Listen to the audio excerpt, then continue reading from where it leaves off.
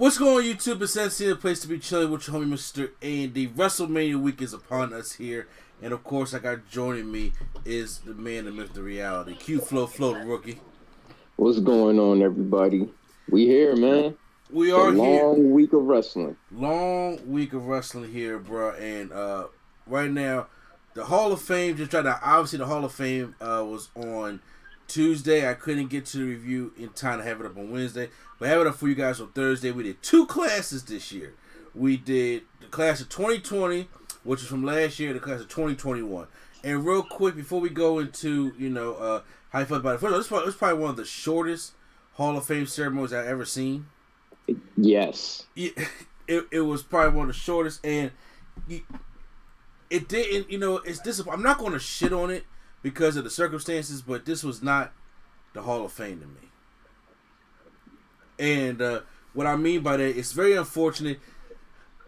Them having to play up to the pipe noise bothered me throughout the whole thing. Yeah, that bothered me. We'll get to the ones that really stuck out, and I was just like, yeah, okay. It really, I felt bad for them. It really bothered me that I was like, they have to sit there and try to emulate this. And what sucks is, what I like about the fans, when they tell their stories or when they go and go. First of all, I miss the people who induct them. Yeah, I do too. And I was like, man, I can't get to see Ron Simmons induct JBL after JBL gave a good induction speech for Ron Simmons. I can't see, I don't know, Sting induct the NWO, or I can't see Undertaker induct Kane. Even Vince inducted Eric Bischoff. I'm just saying, I miss those inductions. I'm not all for the Corey Graves and Caleb Braxton. Not saying I have a problem with them two per se. I'm just saying with the way everything was, was lined up. But I know a lot of them did that because of the whole Stan Hansen, Mr. T, long Hillbilly Jim style speeches. And I'm like, man, they be going for 30, 40 minutes. I'm like, we can't. I know we can't do it that long. Hillbilly Jim, I will never forget. he just kept on going to the part. I was like, man, I gotta come back on this fella. But this time they had a minute. They had each person had about 5 minutes to talk, so you could tell that they was rushing through everything. And they did this shit in the Thunderdome. Out of all, they did this in the Thunderdome, so people can still sign in and look at the Thunderdome, but the crowd noise, it just So yeah. Let's go into some of the things. So most of the stuff is going to be, it's not going to be necessarily an extensive breakdown, but this is going to be basically things that we liked and what we seen in the Hall of Fame and things of that nature. Of course, the way they broke it up when I watched it on Peacock was they broke it up into two shows. Yeah. Yeah, so it was like, okay, here's 2020, we knocking that out the way. Then here goes 2021, we knocking that out the way. And I was like, okay, fine. So I thought you would give people a little more time. So we start off with the 2020 Hall of Fame. Batista's not going to be in the 2020 this year. Batista's, which actually was a smart move to say, I'm going to wait till the fans come back. Right. And I can understand for what Batista wants and what Batista is meant to that business, which they all have. Especially after seeing it tonight, I was like, at first I was like, man, I kind of want Batista going to the Hall of Fame. But then, after looking at it tonight, I'm just like, yeah, Batista probably made that smart move to wait. Or certain, some people just love being in the Hall of Fame, but I can understand Batista as a big name, as a headliner as he is, he's gonna want to wait. Right. We can't go. I can understand Kane simply because he got a whole city to run. Fair, yeah, I understand that too. So off the back, we'll go right in. JBL starts off the class of 2020, and like I said, it sucks that I didn't get to hear Ron Simmons induct him. It sucks that I didn't get to hear any Ron Simmons and Teddy Long and them kind of road stories. But he basically just played up to his JBL character and basically talked about everybody here with a bullet in the back. Fuck him, because he's JBL and he apologizes to nobody. He's a wrestling god. Because they say because he's a wrestling god, and they had the piped in noise saying wrestling god with him. And right.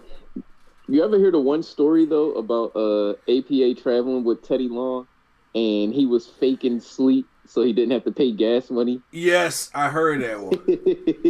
And I also heard about when they was in the bar fight, and Teddy Long actually took off and forgot them, and they had to like, oh my God. yeah, because I also on my spare time I watched the Story Time with WWE. Yeah. I hear my niecey. Oh yeah, she is, but she can't hear these roll stories.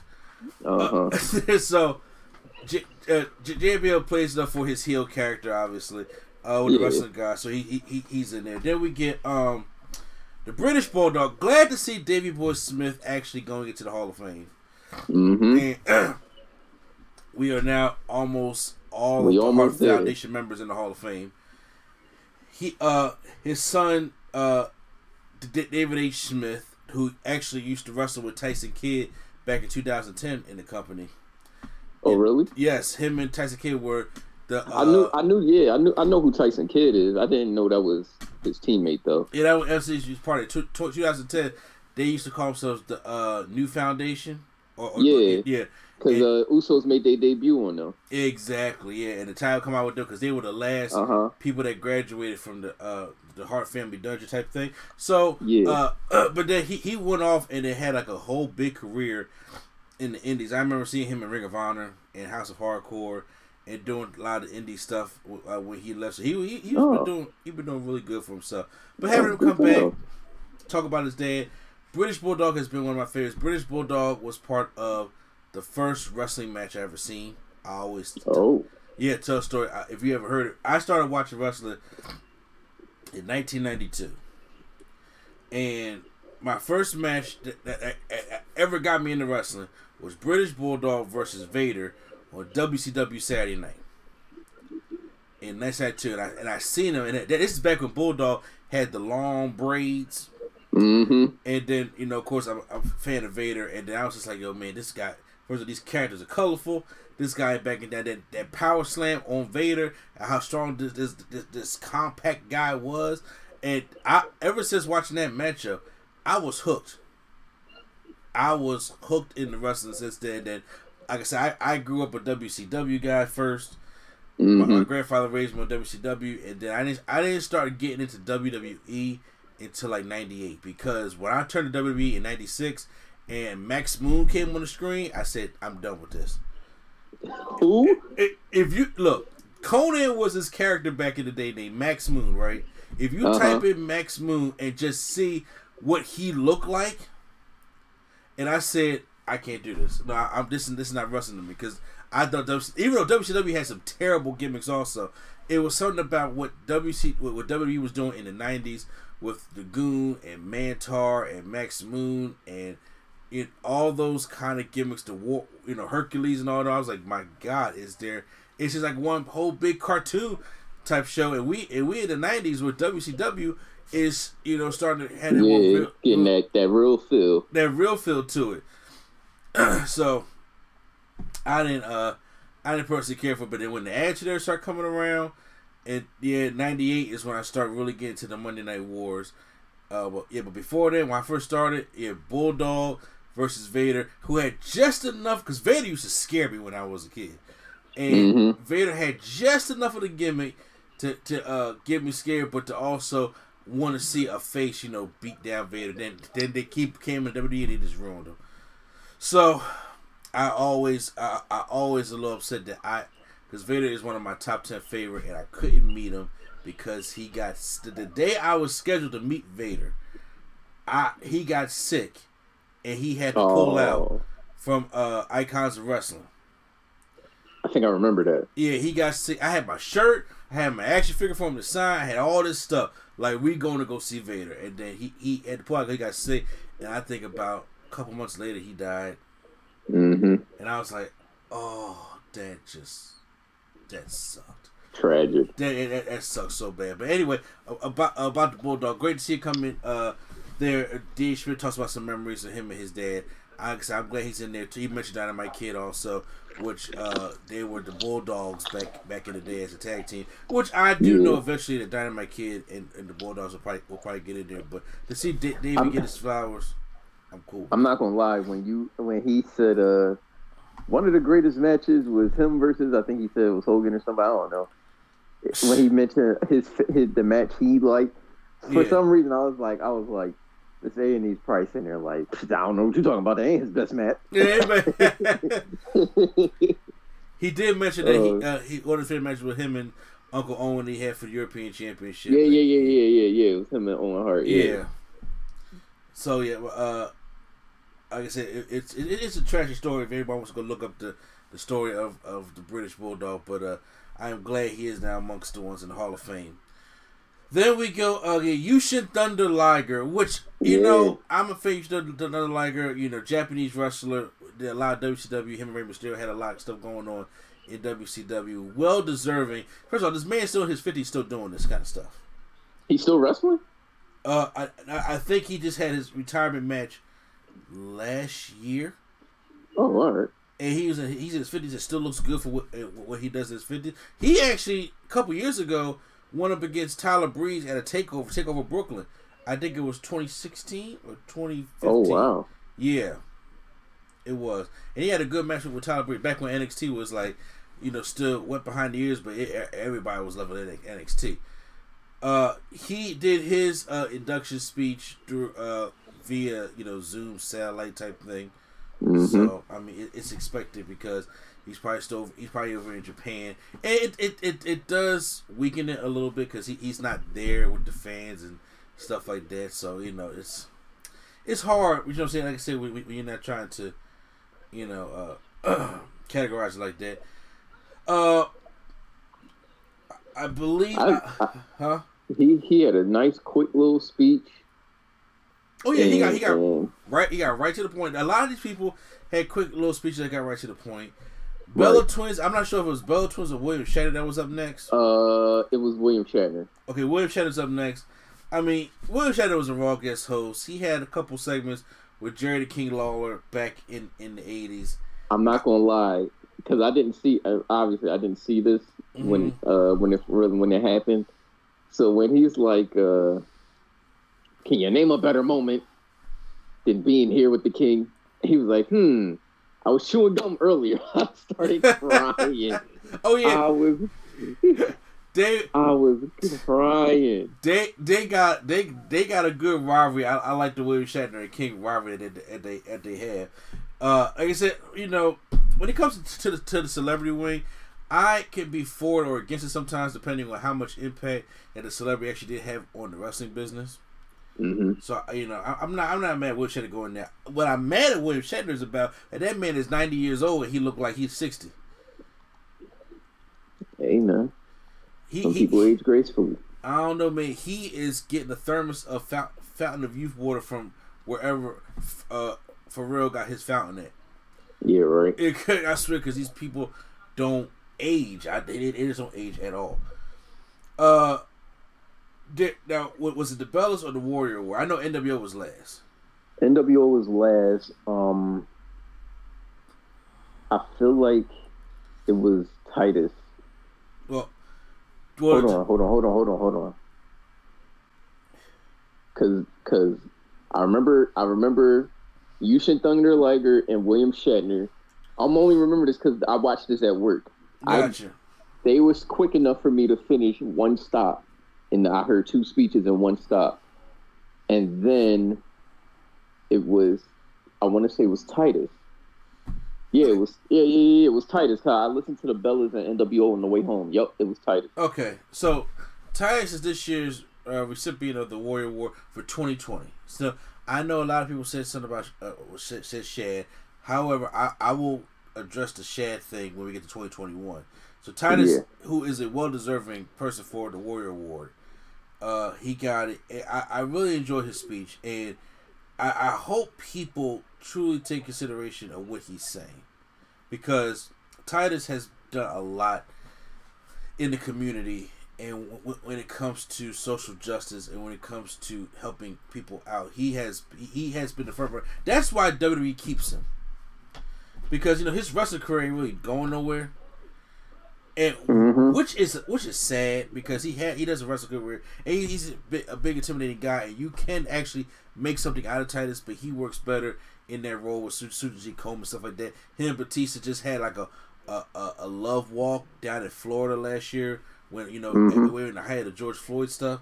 So he's well deserving of this award, and he was talking about the compassion that he has for people, and there are going to be people in this world that you ain't gotta agree with what they believe. You ain't even gotta like them, okay, at all. I'm saying, but his word is about love and trying to be that person to love somebody so you can get love back. Treat everybody kind of like as human beings. That's a lot of things that we necessarily don't do. It goes on both sides. And I liked it how he addressed himself, how he carries himself in the future also. Because, that jab that he could have said could have been about Hogan. He got he got to host WrestleMania with this guy on Sunday. He ain't got to agree with him. He ain't got to like him. But you know what I'm saying? Hey, look, it's Hogan. There are fans that love him. We got to go out there and job to do. And we can, try to, I guess, make this thing a little bit better place. I thought he did. I know he had a very compassionate speech and very deserving of the Warrior Award, because I thought he was gonna get that Muhammad Ali Humanitarian Award earlier last year also. But right, I don't know. But he did win with Father of the Year. So Titus has been winning a lot of achievement. Oh, he's awards. Been winning a lot. Yeah. Oh, he's been nice. So I have no problem with Titus. And also I had no problem with the Bella Twins also. The Bella Twins. No, because watching, you know what convinced me was the video package. I'm like, damn, because I remember when they came here. I didn't see the Divas Challenge, but I remember when they pulled up, and I was like, okay, it's twins. And I remember seeing them do the swap out, and I was like, okay, that was smart. So I remember all of that. So the video package was a nice reminder, because they did annoy me at some point. Oh, well, yeah. But the Bella Twins, I mean, here's the thing I feel about the Bella Twins. When it comes to the Bella Twins, I'm like this. I understand, because people are like, oh, why they going to Hall of Fame like that? I'm like, look, the Bella Twins had a kind of a Hall of Fame career. The Bella Twins, when they first came, and they was doing Twin Magic, they were in that Divas system. Mm-hmm. I can't get mad at them for being in that system, because that's a system that WWE put them in there. But then when we started doing the Women's Revolution in 2014, and they came up and they did Team Bella, and then Nikki Bella on a whole tear. Nikki Bella has developed into a much better wrestler than when she first got there. Much better wrestler. I would even say so myself, even better than Brie. There are things that Brie is solid. She's cool, but I see Nikki Bella had good matches with Charlotte, on that caliber, on that level, or when it comes to actual wrestling, actual wrestling, or when it comes to Naomi or Sasha Banks. I've seen her do this, and her being the Divas champion. So I respect the belts for what they're doing. And once again, what I had put, are they Hall of Famers? Sure, but what I had put them in there so soon, because I feel as though they can still go. At least Nikki can. But once again, they having kids now, and I doubt that I didn't want to be, mothers and family life. So I feel as though that I think their in-ring career may be over, at least until just special appearances. So yeah, I understand it, and I'm saying they weren't happy with. They had to cut down their speech a lot, but Nikki Bella did thank John Cena. I was wondering if I'm like, is she gonna thank him? Yeah. She gonna thank him? Because I knew Brie was gonna thank Daniel Bryan. I keep forgetting his first name is Brian. It always throws me off. But I was like, is she gonna thank John Cena? And she did. I said, oh, all right, we keeping it in 1,000 tonight. All right. Yeah, that was dope. Every year we get a thing. I would say this started. I want to say, 'cause I was looking at my catalogs earlier. I think this started in 2016, where we do something called the Legacy Awards, where I'm actually happy they do this, because unfortunately we are so far in society that a lot of young wrestling fans or wrestling fans now don't know who the true pioneers of wrestling are, or as I call them, the black and whites. So if you induct them, and the way the Hall of Fame is set up now is Vince is out there to sell tickets. And Vince is out there to sell product on the show to get people in there. And sometimes if you're going to have people on there that nobody knows, you're not going to be able to sell out the building. So I like I said, so that's the way he does. I understand that. So, but I like that they have this category for the Legacy Awards. And this year for 2020, the Legacy Awards, we got Ray Stevens, who goes to the Hall of Fame. He wrestled for the WWF. That's Vince's daddy's promotion, of course. He wrestled for NWA and the AWA, all the territories and all the tapes that my grandfather used to have all back in the day, that Jim Crockett promotions and all that kind of stuff like that. So, and he was a IWA World Tag Team Heavyweight Champion back when they used to have weight classes. He's in Brickhouse Brown, who just passed away. What was it, 2019? I was about to say that's the only reason why that name sounds familiar to me. I'm like Brickhouse Brown. That sounds familiar. Yeah, he passed away. I want to say 2019, or it was either 2020 or 2019, but I'm pretty sure it was 2019. And we did our top 50 black wrestlers list. Yeah. Exactly, and we were sitting at the, like how the Brickhouse Brown. We didn't know too much about Brickhouse Brown, but for now of him getting his flowers to be put in the Hall of Fame, especially part of his legacy class, I am happy that that's that. Because once again, if you had just put saying, "Hey, Brickhouse Brown is a new entry in the WWE Hall of Fame," a lot of people unfortunately don't know who Brickhouse Brown is, and that includes our people too. We just don't know who he is, and it's just not going to sell. It's going to be like, well, who am I going to see? Somebody that's old that knows to say a speech, or somebody that we really don't know. So I like I said, that's why I like the legacy. Dr. Death Steve Williams. Now here's the thing, I remember Dr. Death back when Dr. Death was Dr. Death, and unfortunately, the Brawl for All killed Dr. Death. Oh my God, the Brawl for All. The Brawl for All after he got, because he was a legit threat. He was, a great football player in Oklahoma, and he was a multiple-time champion across WWE or WCW, NWA. It doesn't matter. He was a great champion, and Jim Ross brought him in, and they was actually having gearing him up for a program between him and Stone Cold. Oh wow. Yeah, and that was what the storyline was leading to. When Jim Ross came, he was being the heel, and he brought Dr. Death Steve Williams. They were gearing him up. And then he went off, and Vince Russo had this idea for Brawl Fall. He goes and gets himself legit knocked out. And they was like, we can't build a story around this guy who got legit knocked out. And then ever since his career went down, because he suffered injuries from there, and the program was off. It was off from there. And I was like, and literally, in 1999, Dr. Death kind of just faded out of existence.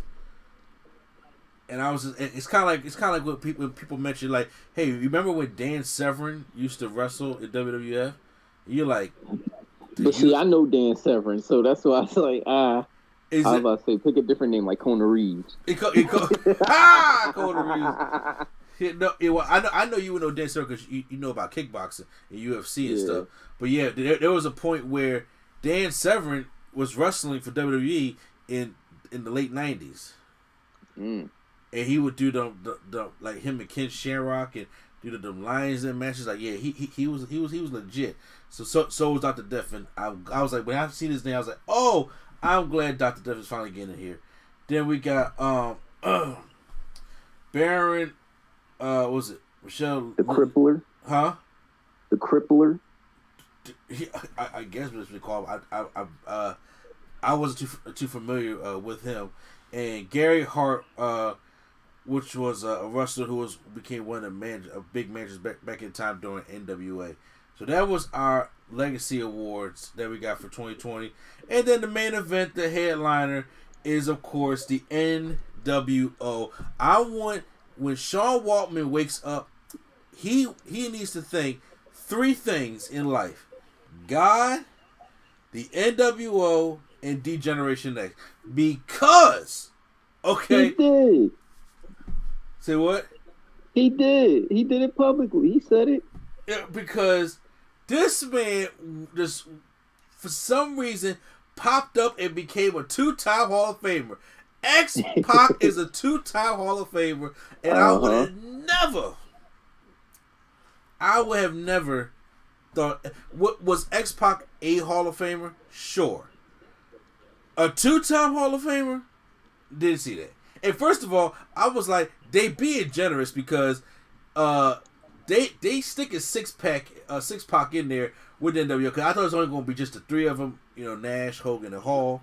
And I was like, because Six-Pac ain't coming until about a couple months down the road when he joined with like Ted DiBiase and the Giant. And I'm like, okay. And I was like, but all right, fine, because he's part of the clique. And that's Nash and Hall's homie. So I was like, yeah, you squeeze in there, and you in there with DX. Let it happen. And you in there with DX, and you part of the two most influential groups in wrestling history. Even though I'm not a fan of Hogan right now, I still always, and I'm going to continue saying, want that NWO championship. That was the championship I've always wanted. When I watched Hogan's getting on my nerves, man. I didn't really lose. So how about another run? I'm like, Hogan, shut the hell up. So, bruh, first of all, I like how Hogan's telling the story about how the NWO was happening, how he seen Hall, and then how he was going to, he didn't know about the NWO, and he was going to leave, and he said, well, fine, if you leave, then we're going to go get Sting to do it. And he said, not Sting, and he'll jump on there. However, in that Instagram link or Twitter link that Prime sent us, Hogan is telling Corey Graves on his podcast that he thought of the original Triple H, Hollywood Hulk Hogan, in 1990 when he went against the Warrior in the Sky Dome. And I was like, Hogan, which one is it, brother?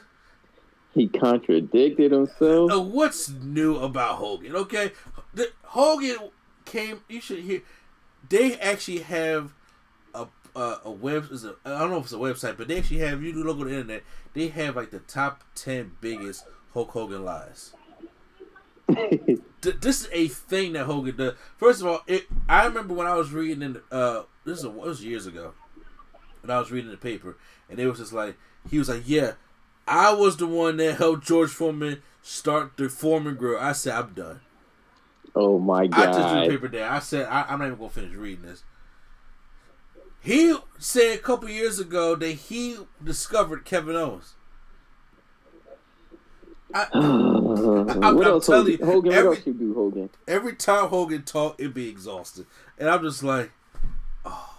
And every time he would say something, they got to go back and validate. Like, is he telling the truth? Is he telling the truth? Because you don't even know what's going to Hogan anymore. Hogan be lying. Yeah, he just be just straight lying. I was like, it's cool. I like your belt. Nash talked for a little bit. Hall's not much of a talker, and Waltman's just like the proud little brother that's up there. Happy to be up there. So I got a question. Yeah, is Kevin Nash like married to a black woman? Bruh, I don't know. I don't think he is because his son don't look mixed. But out of curiosity, why'd you ask that question? Because he looks amazing. He looks amazing. He looks amazing, and it's just like I feel like there's some black magic to that. Look, I'm gonna tell you right now. I don't know. I don't think Kevin Nash is married to a black woman, but I'm saying if you look at Kevin Nash back in like the 90s, Kev used to rock our styles to death. I'm telling you, every week in WCW, Nash came out with a FUBU jersey. Dead serious. They said that NWO took some inspiration from Tupac, and they used to start. They was wearing their bandanas in the NWO like Pac would with the when you tie it in the front. Mm-hmm. That inspiration came from Tupac. And wow. And let's look at Kevin Nash's Twitter. You know what I'm saying? He been with the shits. So look, I'm just saying, hey, welcome Nash. I ain't mad at you. Right. But every time I was watching WCW, this man came out with another 7X fresh FUBU jersey. And look, I'm not gonna lie. I ain't truly know what FUBU meant until like 2000. When I was like just turned like 13, and he's like, "Oh, that's for us by us." I was like, "For who by who?" Yeah, no, for us black people, by us black people. I was like, FUBU. I get it. Right. And then LL started wearing it, and everything just went to shit. So, well, there's FUBU for you. So yeah, that was it. That was the class of 2020. So now we go into the class of 2021, which I think was for the circumstances was a pretty decent class also. Yeah, I think so too. This time in the class we got Molly Holly, Eric Bischoff, Kane, Great Khali, Rob Van Dam, Celebrity Warrior Award, and the Legacy Award. So, if I can remember correctly of who went first, Molly Holly went first, right? Molly. No. Yes. No. It was RVD. Okay. First of all, huge fan of RVD. RVD came out there, and then he was a very mellow dude. And let me tell you something. I met RVD. Cool dude. Solid as a fucking rock. You hear me? Mm-hmm. It ain't like I was filling up all on the brother, but I shook his hand and I like patted his chest, and I'm like, this boy is solid as stone. And I'm like, for RVD, that's crazy because he looks fat. So that's crazy you say that. I know he probably looks fat, but I'm saying, but like you should see what RVD's workouts used to be like. He would put like 2 folding chairs. I'll do a split in between them chairs, hold them up, and then just sit there and lift weights. Just lift heavy dumbbells. His workout regimen was insane. And when I met him, I'll tell you right now, first of all, it was like going into a ball of weed. I ain't gonna lie to you. The smell was crazy. But he was solid. And he was what Matt Riddle is trying to be today. That's what RVD was. And RVD was, when I met him at Icons of Wrestling, he was a cool dude. He did an opening for me back then. Oh yeah? Yeah, he did. I know. I used to put it up with the NXT reviews. I may put it up for this review because I was like, man, because he did an opening for me and Tommy Dreamer. Oh wow. Yeah, but yeah, South Philly's finest. Oh yeah, Philly, exactly. So and he was a cool dude and shook my hand. We talked for a little bit. I was like, this is a cool stoner guy. I like how he said, there's no higher feeling than me getting on the title for the 5-star Fog Splash, and I trust. And I should know. I should I would know. I was like, okay. I thought that was dope. I liked how he did that, and he was very, very humble. That's how I knew he was first because Corey Graves was like, Corey Graves made a high joke. Someone with great highs, and I'm like, I get it. So, he goes in there, and RVD, well deserving of the Hall of Fame. I'm glad he's finally in there. Don't know if he's coming back for WWE or not, because he's still dating the stripper Katie Forbes or Katie Hope. Her name was whatever her name is. She's fine though. Yes, she is. Molly Holly is next. Molly Holly, which I like how me and my wife have been rooting for Molly Holly for years. Every year I'm like, Molly Holly got to go into the Hall of Fame because see, Molly Holly came in that era where they were divas, but she was actually a wrestler. Right. Her, Victoria, Jazz, Lita, Trish, Gail Kim, those women in that little bubble that was on Raw was the ones out there putting in work. And then all the other divas you had like Tori Wilson and Stacy Keibler and Dawn Marie and all them was like we're not wrestling. Dawn Marie. Yeah, I remember Dawn Marie. Great to look at, but she wasn't a wrestler. So, but my high came from that wrestler type thing, and I like that. And then she was very nice, very humble.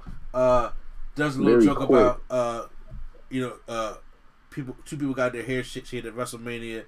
And one was a very sophisticated person, the other person was physically man. I enjoyed that joke. That was, I saw that coming a mile away, but I enjoyed it. Yeah. It's nice. So I thought that was cool. Very humble, very short to the point, and she didn't really say, like, she shouted out the stage crew and then left. I'm like, oh. Thank you, right. Molly, for doing that, because I was like, you know what? People that work behind the scenes do not get a lot of credit, which I will get to. Bro, when we saw Lil Nate's take it down the ring after Extreme Rules, I'm like, wait a minute, you're a ref. Exactly. But thank all the people that's back there. I was like, you know, I'm glad Molly acknowledged them, because a lot of people would have not. Yeah. Whoever acknowledged them. After my Holly, was it the Great Khali? Yes. All right, look. Khali was in and out. He was in and out. Don't. Because I was sitting there, I was like, in and out. I was like, let's just get Khali over with, because look, I'm sorry, I don't usually say that people don't deserve to be Hall of Fame, but look, for what he has done for his country, what he does now. First, I like how he told me he trains Indian wrestlers. I'm like, he's training people, but you know, hey, neither here or there. He was forced into a good situation. The man cannot move. He got no knees. Whatever the case may be, but fine. Leave that man knees alone. But fine, whatever the case, because right now, in my personal opinion, he's the new bar. There is no more Coco Beware. When people go in the Hall of Fame, be like, wait a minute, he's not going to the Hall of Fame. I'm like, Coco Beware's in the Hall of Fame. He now, listen to me, he now is the new bar. All right.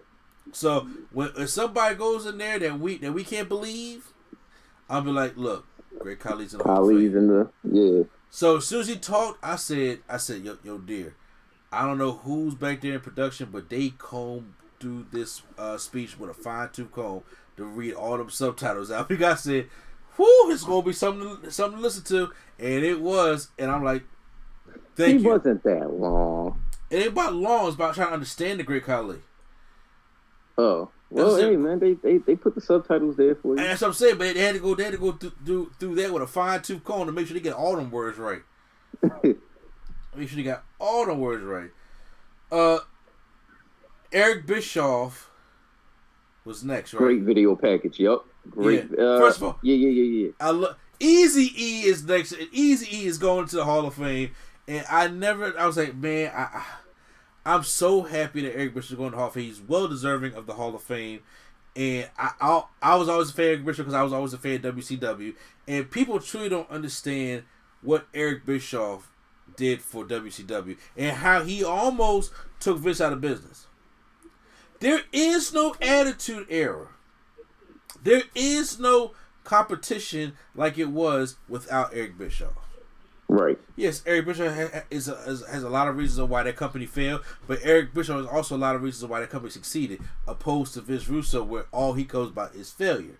But Eric Bischoff has a lot of reasons why that company succeeds. He was a great on-screen character, and he, I'm not going to say greatest businessman, because he definitely sunk a whole lot of money, but he created something that helped go up against the big juggernaut that is WWE.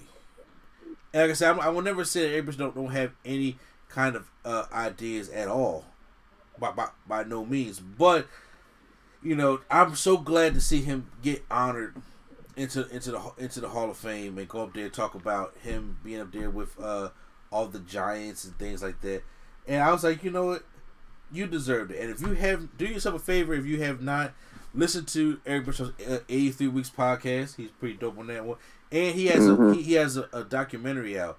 Now, I know it's not up on Peacock. I still have the DVD, but I know it's not up on Peacock. But the Eric Bischoff DVD is pretty good. I compare it to the Paul Heyman a documentary. I thought it's really, really good. Then we get the celebrity induction. Ozzy Osbourne. Quick and easy. He's happy to be there. He's a musician. He Thanks. he performed at WrestleMania 2. I mean, they're not going to ask him about his wife, so it's you know, that's basically just it. He was a Raw guest host, and I'm like, all right, cool, sure.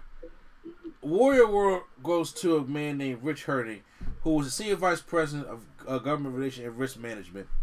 Here's what I wanted to say about, because people was thinking Shad should have got it. And here's what I want to say to this. because I agree. I do. I would like to Chad to get recognized. However, this guy is deserving. The Warrior Award was made for the people backstage that Molly Holly mentioned to get an award that don't get any recognition at all.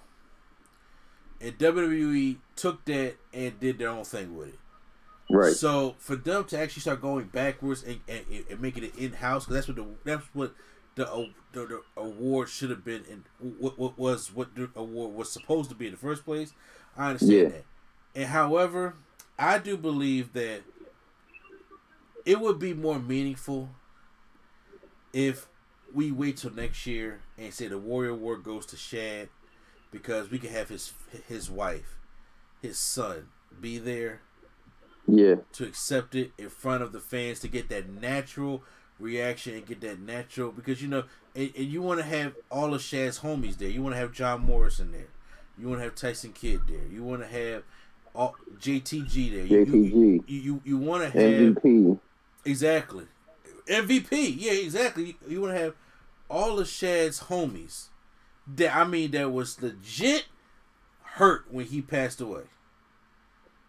You know what I'm saying? I was seeing Morrison cry. Morrison went down to the beach also. Like, I was like, I didn't know they was that close. But right. Those kind of things, I'm like, you know what? That's what he, as the hero he was, who sacrificed himself to save his son's life. Because first of all, that's not the only act Shad ever did. Because there was a guy that was trying to shoot up a gas station. Yeah, I know the gas station story. Exactly, that he rock bottom him on the outside. Like, Shad has put himself on the line to save others. He has done that, and it's an in-house thing. So me personally, like for the class 2022, because first of all, it's like they're going to be in Texas. You kind of hope the Undertaker gets the award. You hope Batista comes back and takes his award. That I would definitely put Shad in there, and just to have this, to have people there. And like I said, we don't know what the circumstances are going to be next year. We don't know if everybody has to get another vaccine by next year.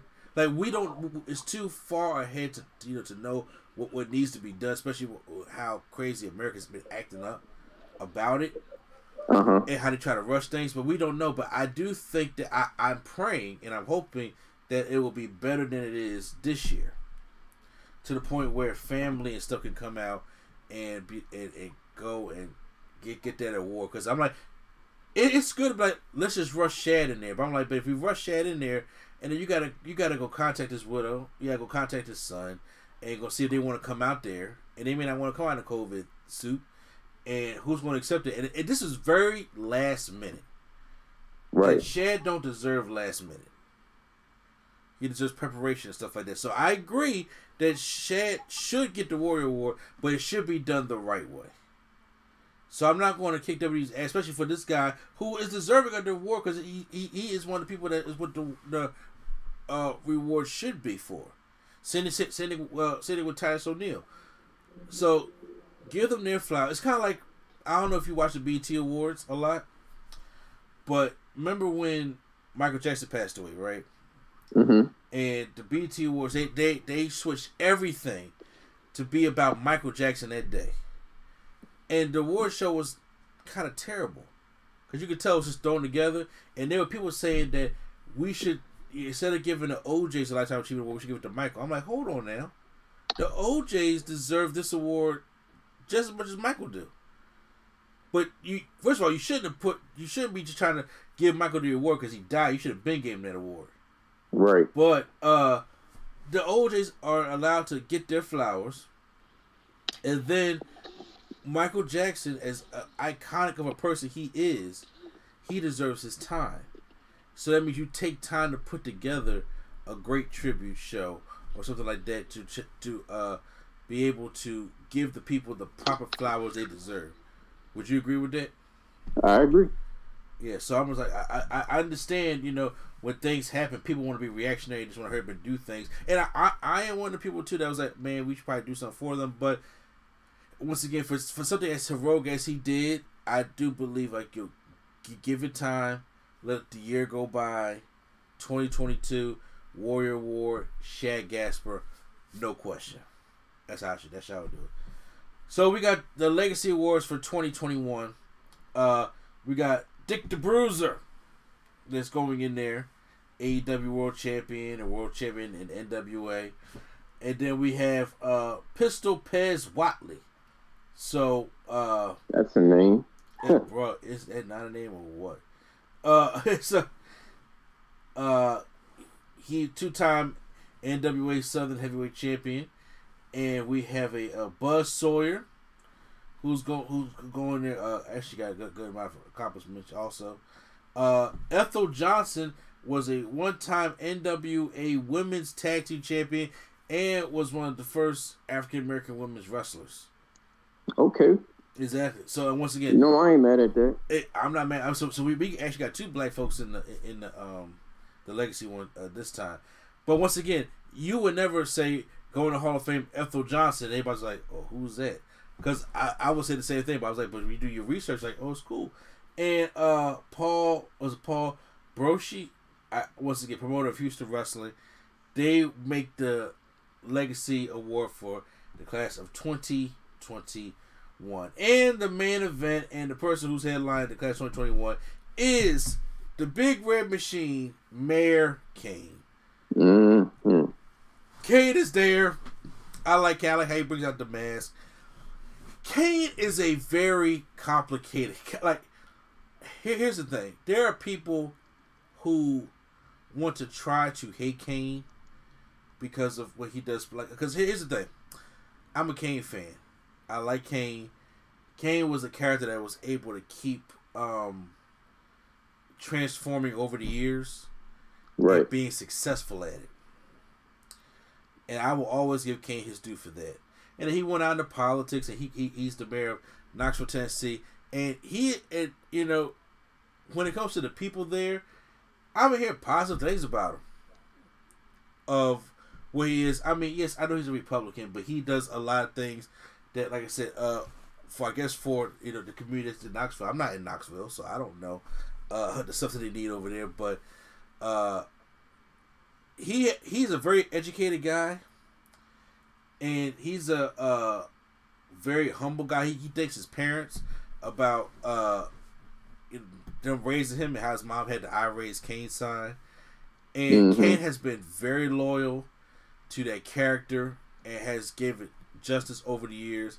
And you know, like I said, I'm surprised of how much time. Like, Kane has probably transformed more times than the Undertaker has. And each variation of Kane, like there has, like, what are your favorite variations of Kane? Chain Gang Kane. From 2003, he had the towel on his head. Yeah. Yeah, that was a good version of Kane. That version of Kane legit scared me as a child. Because here's my thing. So I knew who Kane was, right? Yeah. However, I wasn't here for him taking off the mask. Mm-hmm. So when he took when I came back, he was already maskless and he was coming in with the cops, and he had, you know what I mean, he came in with the cops and the chains on and all that. And I'm like, yo, what? And he just kept tombstoning everybody, and nobody was coming back. I'm like, yo, Kane is killing people, legit killing people. Yes, that version of Kane, man. Chain Gang Kane. That will be my second or third favorite version of Kane. My favorite version of Kane is 1997 Michael Myers Kane, where in the matches that he used to wrestle in the red tent. So when he came out, you just see this huge figure walk out with Paul Bearer. Every time somebody would hit him with a pipe, so that he just keep doing the Michael Myers sit up. He was based on that kind of character. Scared me crazy. And then we do a promo. He just sit there with his head tilt as Paul Bearer is doing the promo. I was like, oh my God, Kane used to scare me. Then they had that 2000s Kane when he was like one of the hottest days going for that championship. And I really enjoyed that early 2000s Kane. And I mean, I don't mind some of the silly ones neither. I mean, like the one that tag team with X-Pac, I wasn't mad at. When the one that fell in love with China, I wasn't. Well, I ain't like that one too much. Then there was the one that he tag team with the Hurricane. I was like, okay, there's Team Hell No. This man was a 12-time tag team champion. I didn't even know that. Skip right over Lita. The Lita thing. Yes, I remember him doing the thing with Lita. This man was a 12. When they said 12-time tag team champion, I'm like, wait a minute. And I'm sitting there going through the partners in my head, like there was X-Pac, there was the Undertaker, there was the Big Show, there was the Hurricane, there was Daniel Bryan. I'm like, oh, wait a minute. Now that I think about it, yeah, he definitely did team with a lot of guys. A lot of guys. So, yeah, Kane, well deserving. I would love to see Undertaker induct him, but he's well deserving. Kane, you keep on doing what you're doing. I'm glad that you are now in the hall. You're amongst your peers in the Hall of Fame. And guys, that was the Hall of Fame ceremony. I'm glad I got to review it with you because, like I said, I did a Hall of Fame review every single year. So, like I said, it was dope having two classes. Like I said, they shrunk things down. It didn't feel like the Hall of Fame, unfortunately, because of the circumstances. I just pray, hoping next year that we can get fans. I'm not saying we got to get 40,000 fans, but we can just get some fans in the building. We can get some good speeches, hear legit laughs, hear legit cries, hear legit cheers of what's going on, and get the well-deserved people in there. I hope Shad goes in there next year. Hope Batista comes in there next year. I hope Undertaker is the headliner for next year also. And honestly, because it's gonna be in Dallas. I'm just like, how can y'all not? You know, like what y'all wait for? Put him in the Hall of Fame so he knows he don't wrestle again. You know, do that. So that's yeah. So he knows he won't wrestle again. Yeah, right. Even though we got a Hall of Fame of wrestling for the championship. Okay, I got a very serious question because I don't know. Okay. Is The Rock in the Hall of Fame? Not yet. Okay. But however, when it's all said and done, I know he's going to be in there. That's no question. I just didn't know if he was in there. I see The Rock being a 2 or 3-time Hall of Famer. Low key. Like I see, he definitely go in there by himself. Then he's definitely going there with the Nation, and he may go in there as Rock and Sock Connection. I about to say they not going in there with no Rock and Sock Connection. As I said, maybe because Mick Foley's already in there, so they may kind of skip that apart. But he's definitely going in there as The Rock. He's definitely going there as a member of the Nation. The Nation Domination will go in the Hall of Fame, and like I said, Mark Henry will be a 2-time. Ron Simmons will be. I'd see Ron Simmons being a 3-time because I think APAs will go there as a team. APA's not in there as a team? No, Ron Simmons is in there by himself, and JBL's in there as a singles wrestler. Oh, wow. But I do know APA gonna get their glory because that's gonna be a Hall of Fame speech I just want to see. You know. Hell yeah. And so, but guys, that was Hall of Fame. Ron better pull a Devon and talk too, man. Exactly. We post your comments down below. How'd you guys enjoy? Hit the like button if you guys enjoyed our review. Hit the subscribe button for more WWE coverage all through WrestleMania week. And stay tuned. Jump in the chat every day at 3 o'clock. There's going to be a new WrestleMania review that we did from back in the day that with other YouTubers and stuff like that. So make sure you guys join in. So hopefully today, while you're watching this, it's WrestleMania 15 when WrestleMania was in Philly. So check that review out. Yeah, even though if you be at work, Q, just jump in the chat. Oh no, I'm a tune in. I was just laughing because it's been that long. It's been that long. WrestleMania 15 was the first and only WrestleMania Philly ever had. That's the Boys the Men opened the show. Jesus. I know. We gotta find a way to get it back into Philly. Won the Super Bowl, couldn't get us. Okay. I know. But once again, this is NCA place to be. Cho Chun saying the man, the myth, the reality, revolutionary Q Flow, Flow the Rookie. All right, y'all take it easy now. And the Nerd Coalition is out.